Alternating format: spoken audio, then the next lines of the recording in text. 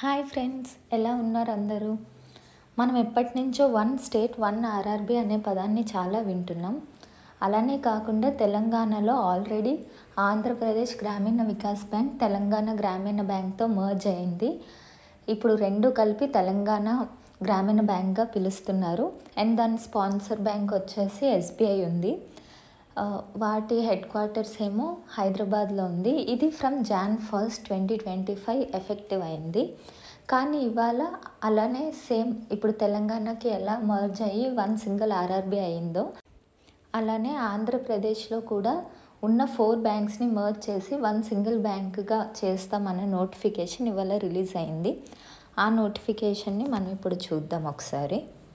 ఏపీలో మనకి 4 ఆర్ఆర్బీస్ ఉన్నాయి. చైతన్య గోదావరి గ్రామీణ బ్యాంక్, ఆంధ్రప్రగతి గ్రామీణ బ్యాంక్, సప్తగిరి గ్రామీణ బ్యాంక్, ఇంకా ఆంధ్రప్రదేశ్ గ్రామీణ వికాస్ బ్యాంక్. కానీ ఇప్పటి నుంచి 4 మర్జ్ అయ్యి ఆంధ్రప్రదేశ్ గ్రామీణ బ్యాంక్ రిఫర్ చేస్తాం మనం. అయితే వీటికి ఈ 4 బ్యాంక్స్కి డిఫరెంట్ స్పాన్సర్ బ్యాంక్స్ కూడా ఉండేవి. Like union bank, Canara bank, India bank and state bank of India. కానీ ఇప్పుడు అన్నీ మర్జ్ అయ్యాయి కాబట్టి స్పాన్సర్ బ్యాంక్ కూడా ఒకటే, అది union bank of India. And head quarters కూడా వచ్చి అమరావతిలో ఉంటుంది. ఈ చేంజ్ అయితే May 1 నుంచి ఉంటుంది అని నోటిఫికేషన్లో మనకి మెన్షన్ చేశారు.